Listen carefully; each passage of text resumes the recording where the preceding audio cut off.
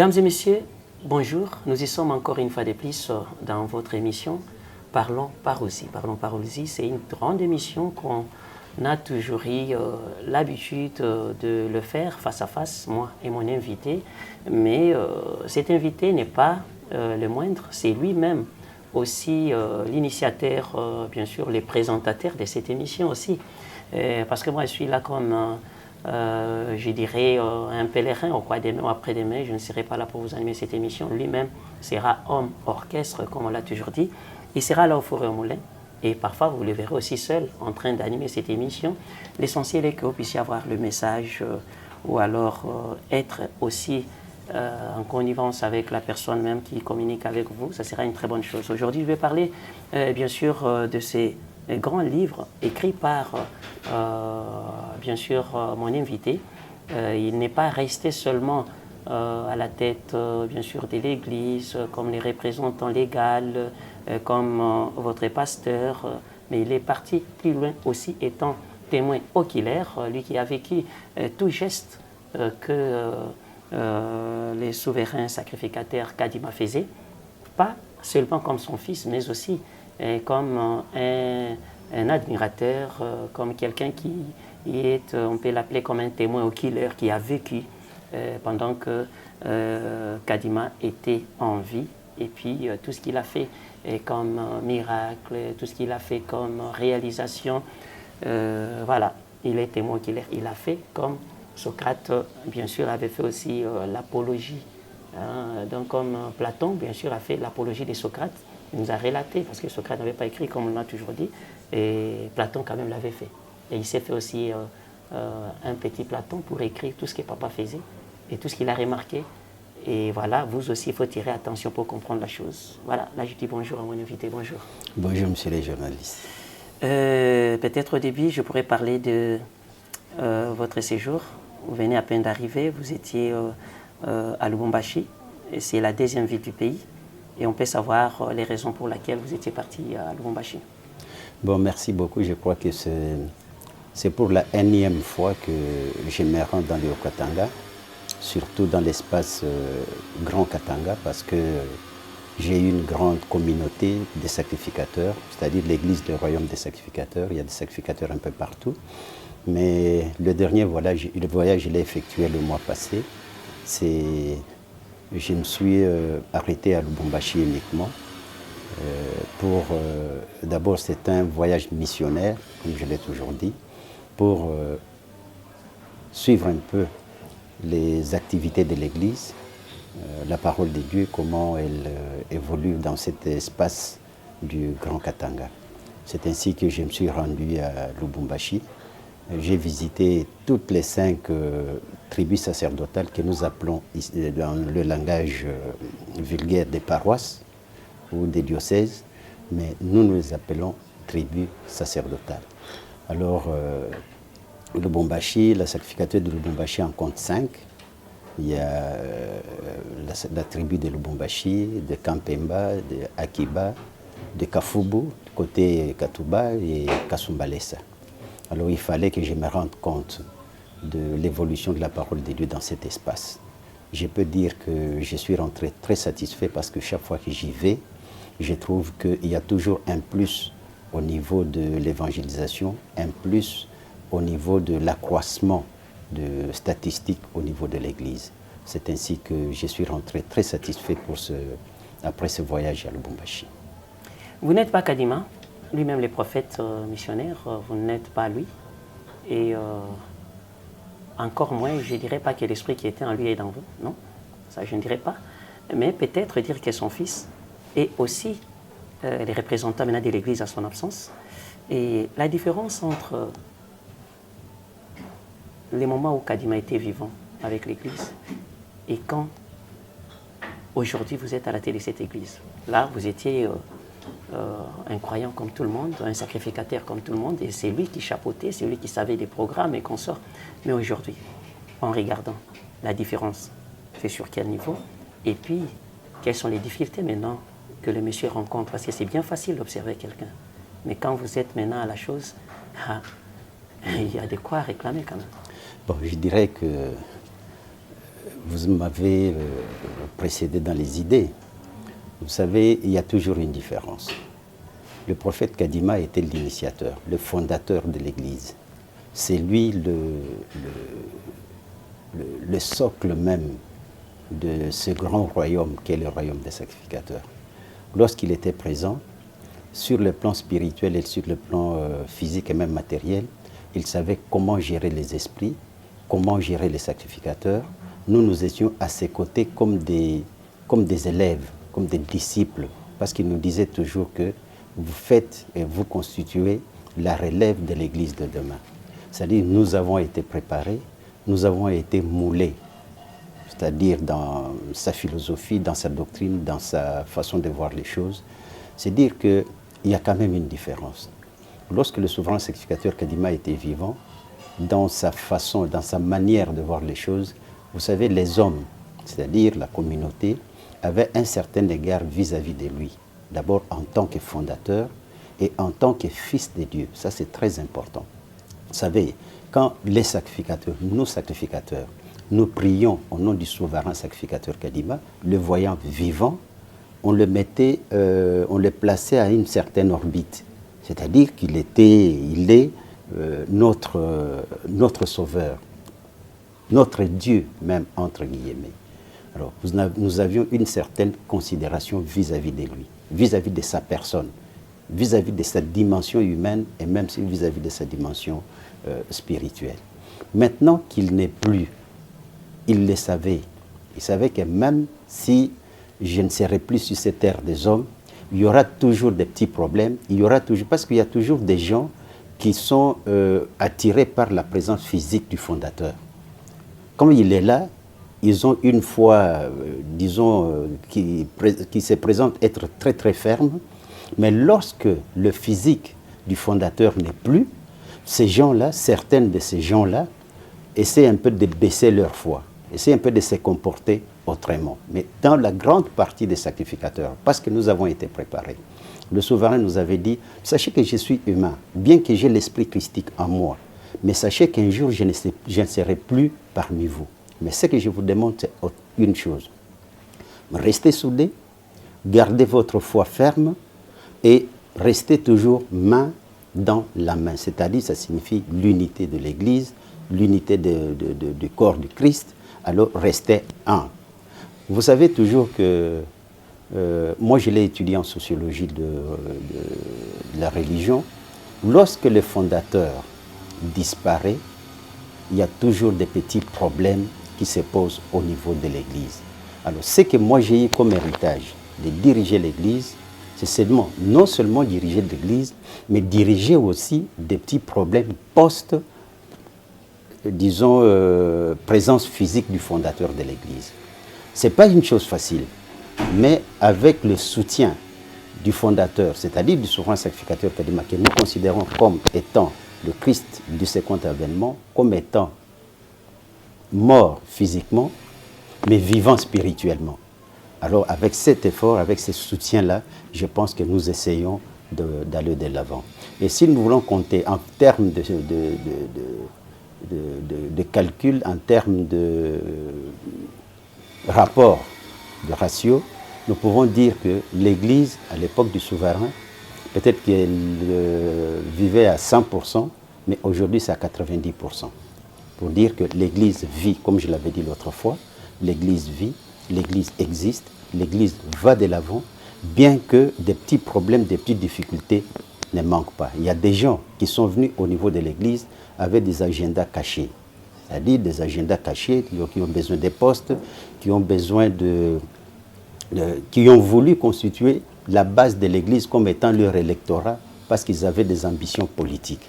Et ces gens-là se sont butés à certaines difficultés et ont créé des petits problèmes au sein de l'Église. Mais de manière générale, l'Église va très bien. À Lubumbashi, juste à votre arrivée, après quelques jours, nous avons constaté l'apparition d'un clip où on chante les FARDC, où on loue quand même la RT Congo. Nous disons non, voilà, il faut soutenir nos forces armées congolaises qui sont bien sûr au front. Et nous nous sommes dit voilà, et l'homme a touché de l'argent. Est-ce que le gouvernement vous a donné quelque chose ou ça vous l'avez fait de bon gré et comme un bon sacrificateur, voulais-je dire, voilà. Non, non, vous savez, je l'avais dit l'autre fois, nous vivons de nos propres moyens. Nous n'avons pas de subsides, que ce soit au niveau de l'État congolais, que ce soit au niveau de l'extérieur. Nous vivons de nos propres moyens. Vous savez, nous avons suivi, nous tous, au niveau de l'Église, la décision qui a été prise par le chef de l'État en décrétant l'état de siège au niveau de l'Est. Alors, nous avons applaudi cette décision parce que nous sommes fatigués de voir à tout moment nos frères souffrir au niveau de l'Est du pays. Je me trouvais encore à Lubumbashi lorsqu'il y a eu l'éruption du volcan Nyiragongo. Ça m'a touché personnellement, ça a touché toute l'Église, surtout que j'ai des sacrificateurs à Goma, j'ai des sacrificateurs à Bukavu, j'ai des sacrificateurs au niveau du Haut-Uélé. J'étais en contact permanent avec les sacrificateurs qui sont à Goma. Même quand ils ont quitté Goma pour aller se réfugier à Bukavu, les autres au niveau du Rwanda, ça m'a peiné. C'est ainsi que j'ai ordonné qu'il y ait un culte spécial pour nos frères, non seulement les sacrificateurs, mais les habitants du Nord Kivu qui étaient sinistrés. Alors, j'ai organisé ce culte-là, nous l'avons célébré, et après ce culte, l'idée m'est venue de pouvoir faire un clip pour soutenir nos FARDC, pour soutenir nos frères et sœurs qui ont été sinistrés. Clip, pour ne pas vous arracher la parole, quand on parle du clip, c'est-à-dire que vous avez commencé par, bien sûr, faire des studios. Et c'est l'Église qui a supporté le financement pour les studios et réalisé un clip aussi par la suite. Tout à fait, tout à fait. Je me suis même rendu personnellement au studio avec ceux qui ont fait les clips. Ce sont des sacrificateurs. Il n'y a pas de non-sacrificateurs. Ce sont des sacrificateurs parce que nous, au niveau de l'Église, nous avons un orchestre, nous avons des chorales. Alors nous avons pris des animateurs et des musiciens de l'Église. Ils ont fait ces clips-là. Même dans des endroits où ils étaient en train de faire les clips, j'étais là. Je suis allé personnellement parce que ça me tenait personnellement à cœur. Et les résultats du FARDC maintenant à l'est du pays, satisfaits ou non satisfaits jusqu'à là? Nous sommes satisfaits. Vous savez que même le président de la République l'a dit. Avant l'état de siège et après l'état de siège, il y a juste une grande différence. Il y a des avancées terribles au niveau de nos FARDC. Et je l'avais même dit, et nous l'avons dit dans le clip, que ces ennemis de la République démocratique du Congo que nous avions vus hier, que nous voyons aujourd'hui, je crois que demain, nous ne les verrons plus jamais. Comme les Égyptiens, bien sûr. Je ne veux pas dire des Égyptiens, mais ils se mettent à la place des Égyptiens. Ces ennemis-là, nous ne les verrons plus jamais. On l'a dit même dans le clip. Je disais l'autre fois que la paix dans ce pays sera une paix totale et une paix durable. Le souverain sacrificateur Kadima, nous l'appelons prince de la paix. Il est là pour la paix dans ce pays. Il n'a pas choisi le président actuel, son Excellence Félix-Antoine Tshisekedi Tshilombo, pour rien. Et c'est lui qui a même remis le pays entre les mains de Dieu. Il doit récolter la paix pour les Congolais et la paix pour la République démocratique du Congo. En RD Congo, vous n'êtes pas les moindres. Vous êtes quelqu'un qui peut aussi dire quelque chose, donner un mot d'ordre et les gens vous suivent. Parce que là, je les rappelle autrefois, et nous sommes à la période de Mobutu, où il n'y avait que quelques églises seulement. Les Kimbanguistes, les missionnaires, l'église catholique, et il y avait aussi l'église des sacrificateurs. C'est-à-dire, vous avez un mot à dire. Je ne sais pas. En regardant tout ce qui se passe, avez-vous un point de vue? Et avez-vous une solution aussi pour que nous puissions mettre fin à ce que vous pouvez proposer au gouvernement et qu'on sorte, à part seulement parler de ce que Fachi a dit, étant que président, il a fait ceci, vous aussi, vous avez des mécanismes à mettre en place pour qu'un jour les Congos soient en paix. Puis, il y a une autre question. Pourquoi le Congo est convoité par tout le monde? Qu'est-ce qui ne va pas au juste spirituellement? Qu'est-ce qu'il y a ici?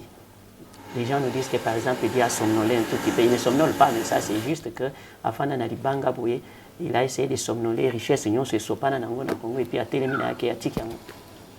Vous savez, il y a un messager juif, et plutôt suisse, qui s'appelait Schwab. Il avait dit une histoire très très importante à l'époque de Mobutu. Il avait dit qu'il voyait une étoile suspendue sur notre pays. Et cette étoile-là, disons, avait une signification tout à fait particulière. C'était la parousie. Ce pays est convoité.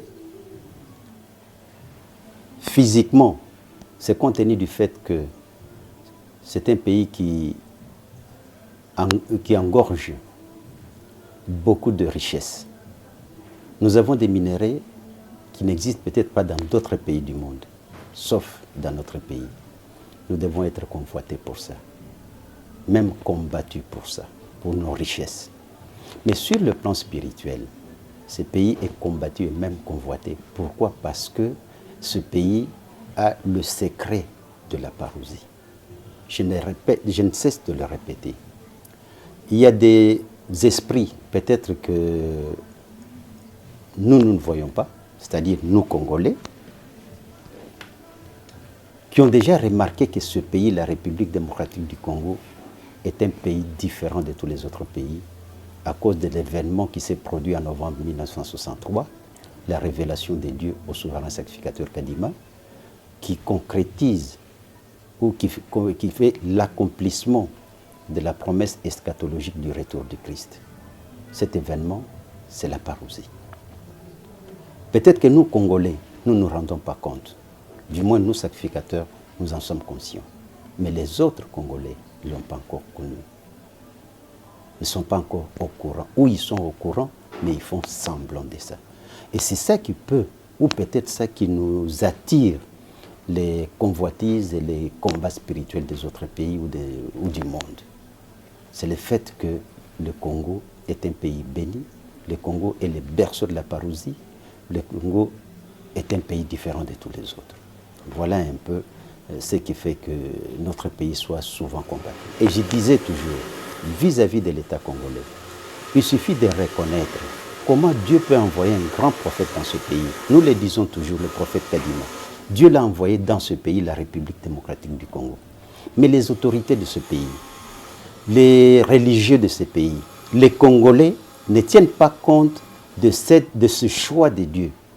Alors moi je pense que nous-mêmes, nous sommes en train de créer notre propre malheur. Nous sommes en train de créer notre propre tombe. Parce que nous avons cette richesse qui est la parousie, mais nous ne tenons pas compte de ça. Mesdames et messieurs, cette émission a reçu pour vous celui qu'on appelle Bakenge Kadima Lussé. Il est bien sûr les représentants, c'est lui qui est resté à la tête de l'église quand il nous parle de la parousie. Bon, j'ai dit bien, c'est bien bon, mais il est né dans un pays où tout passe par la balance pour accepter ça. Un pays où nous sommes tous complexés. Nous voyons que ce qui vient de l'extérieur, c'est ce qui est bon. Et ce qui vient de chez nous ici, ce qui est produit chez nous ici, n'est pas à prendre. Est-ce que c'est facile vraiment d'imposer ou de parler parousie parmi des milliers de Congolais qui aiment voir seulement ce qui est de l'Occident, qui aiment admirer seulement ce qui vient d'ailleurs? C'est facile? Bon, écoutez, le souverain sacrificateur de son vivant nous avait dit que découvrir le Christ ou connaître le Christ, c'est un mystère. Et il faut une révélation pour ça. C'est quelque part où nous, sacrificateurs, nous sommes un peu compréhensifs vis-à-vis de la population congolaise. L'autre jour, un journaliste avait posé le problème au souverain, une question au souverain sacrificateur Kadima, pour lui dire comment prouver que vous venez de Dieu, que vous êtes un prophète envoyé de Dieu. La réponse du prophète Kadima était celle-ci. Il a dit, non, ce n'était pas un journaliste, mais c'était un chercheur, dans le cadre des recherches. Il lui dit, cette question, vous ne pouvez pas me la poser. Vous pouvez poser aux sacrificateurs ici. Pourquoi ils me suivent? Pourquoi ils me suivent? Qu'est-ce qu'ils ont vu? Qu'est-ce qui les a attirés vis-à-vis de moi? C'est ça les vraies recherches. Vous n'allez pas faire les recherches, vous posez la question aux concernés. Non. Faites vos recherches. Pourquoi les gens sont au Congo-Brazzaville? Ils prient au nom du souverain sacrificateur Kadima. Récemment, j'étais en Zambie. Je vous avais dit dans une autre émission. Il y a des Zambiens qui prient au nom du souverain sacrificateur, qui ne l'ont jamais vu. Là, je voulais peut-être signaler aussi que j'ai été à Lusaka et j'étais aussi dans l'église, ensemble aussi avec des Zambiens, à Lilanda, chez Mukokomala, à Lusaka, j'étais là, avec comme celui qu'on appelle mon baptise Kassong. C'est mon oncle aussi. Voilà, je pense que j'ai été là, j'ai vu des Zambiennes dans l'église et qui priaient aussi au nom du souverain sacrificateur Kadima. Ça, c'est très vrai parce qu'on est journaliste d'investigation. Je ne peux pas laisser passer ce que je vis et puis que je puisse affirmer aussi. Les Congolais, en général, croient aussi au miracle beaucoup plus. Raison pour laquelle il y a même des faux prophètes qui créent des trucs et consorts. En écrivant ces livres, je pense qu'il a combien de pages, le livre? Bon, c'est un livre qui a plus de 340 pages. Je voulais que vous me preniez seulement un seul miracle qui vous a attiré, que le souverain Kadima a fait. Non, un seul, oui. Et c'est le plus grand miracle du souverain sacrificateur Kadima, c'est la transformation intégrale de l'homme. Je ne peux pas aller loin. Moi qui vous parle, je suis transformé par le souverain sacrificateur Kadima.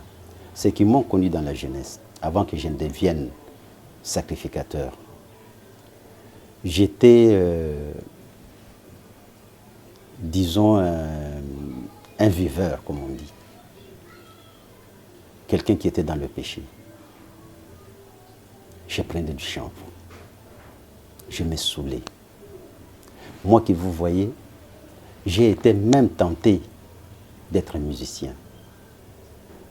J'ai joué de la musique en prélude avec l'orchestre Zaiko Langolanga, quand ils étaient encore ensemble, ici à Kinshasa.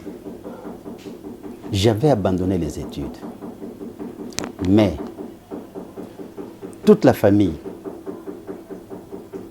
a fait pour que je revienne à la raison. Je n'ai pas voulu. Mais par la force du souverain sacrificateur Kadima, qui a prié pour moi, qui a tout fait, j'ai été transformé, je suis redevenu normal. Je suis revenu à la réveil. Depuis lors jusqu'à aujourd'hui, je me dis, je suis un homme transformé, je suis un homme qui suit les principes de Dieu, je suis un homme qui pratique la sainteté, et je crois que c'est le plus grand miracle que le souverain sacrificateur Kadima a fait. D'autres miracles, nous n'en tenons pas compte. Il y en a. Même les autres, nous les faisons par nos mains ici. Nous faisons des miracles. Mais c'est pour nous du sensationnel, c'est du folklore. Vous savez, c'est juste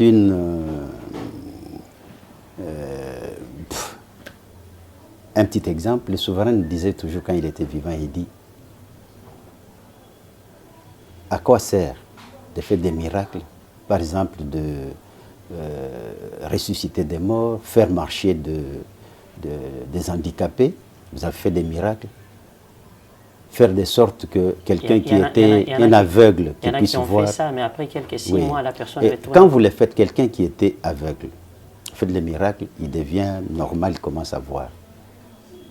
Pour qu'il plonge dans le péché, c'est-à-dire il n'avait pas vu de belles femmes, il n'avait pas vu de la bière, il va commencer à se jeter dans cette vie-là. Ça sert à quoi? Or, le plus grand miracle, c'est quand vous transformez un homme qui était pécheur, il commence à mener une vie normale, il devient utile à la société, il commence à prier Dieu dans la vérité. Moi, je pense que c'est le plus grand miracle. Même pour les sacrificateurs, aujourd'hui, selon nos enseignements, le plus grand miracle, c'est la transformation intégrale de l'homme. Les autres miracles, il y en a par milliers. Voilà, je ne vais pas boucler cette émission sans pour autant saluer aussi un grand sacrificateur dans la personne de Kabamba Kasonga, que je salue en passant. Et je voulais poser une petite question. Parce que nous chutons déjà avec notre émission d'aujourd'hui. Être fils à ces messieurs, ces prophètes Kadima Mwakwidi, ça vous rend comment? Orgueilleux? Vous êtes fier de ça? Ou vous regrettez d'être son fils? Ou vous vous dites non, en tout cas, waouh, Dieu m'a fait grâce d'être né par un père qui, au plus tard, il peut peut-être les choisir pour travailler avec? Je crois que la dernière hypothèse est la bonne. C'est-à-dire, je suis fier de ça. Je me dis, non seulement je suis né de lui, je rends grâce à Dieu qui a voulu que je sois dans cette famille-là, que je puisse porter l'ADN du prophète Kadima. Ça, c'est une fierté pour moi, c'est une grâce. Parce que c'est pas facile. C'est pas facile. C'est pourquoi j'ai écrit ce livre. J'ai vécu avec le prophète Kadima, je l'ai connu, j'ai été non seulement son disciple, mais j'étais son plus proche collaborateur. J'étais secrétaire général de l'Église, c'est-à-dire deuxième personnalité en termes de responsabilité de préséance, juste après le prophète Kadima, comme fondateur et représentant légal de l'Église. C'est moi qui étais secrétaire général pendant plus de 19 ans. Et après sa mort, j'ai hérité de la direction de l'Église depuis 1999 jusqu'à aujourd'hui, ce qui n'est pas chose facile, puisque c'est une grande responsabilité, mais avec son esprit, avec son soutien spirituel, je crois que nous allons de l'avant.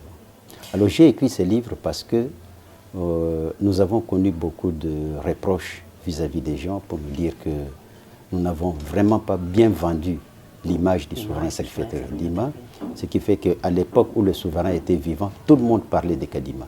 On le voyait partout, il faisait tout pour que son église puisse vivre. Mais depuis la mort du souverain, il paraît que les gens ne les connaissent plus.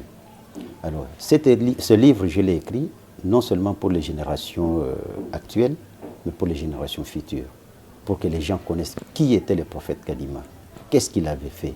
Il était un homme. Et en plus d'être homme, il était plus qu'homme.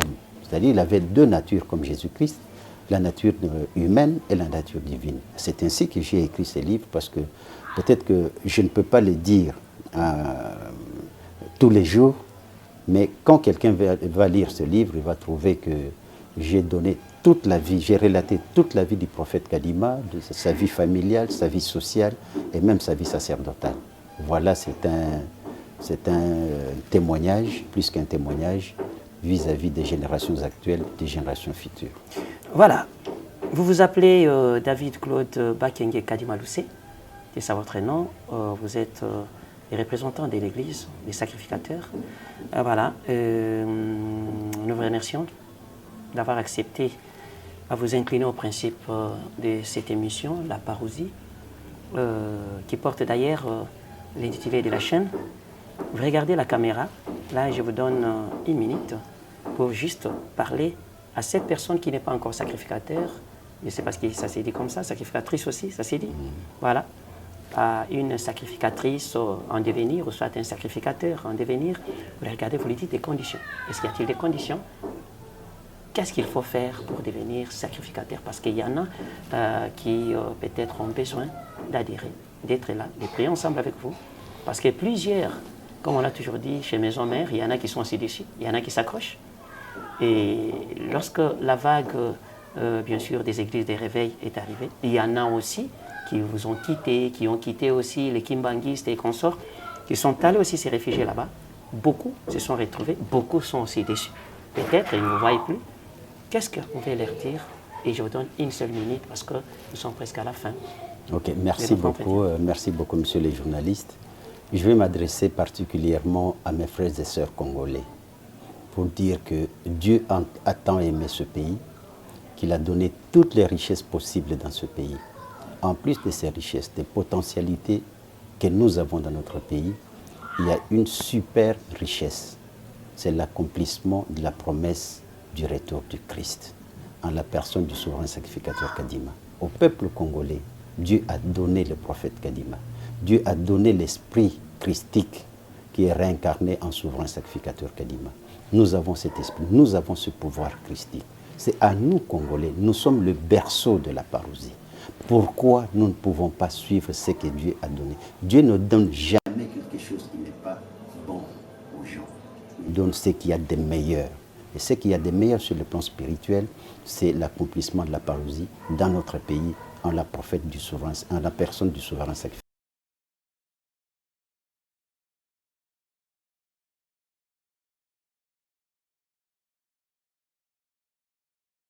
C'est le fait d'accepter le prophète comme étant.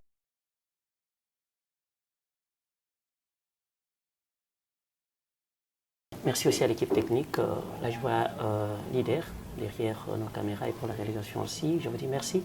Aussi, vous téléspectateurs, de nous avoir suivis. Restez toujours branchés à la chaîne La Parousie TV. J'espère que vous allez encore me revoir à la prochaine, ou soit au prochain numéro. Je vous dis merci. Bye bye. Au revoir.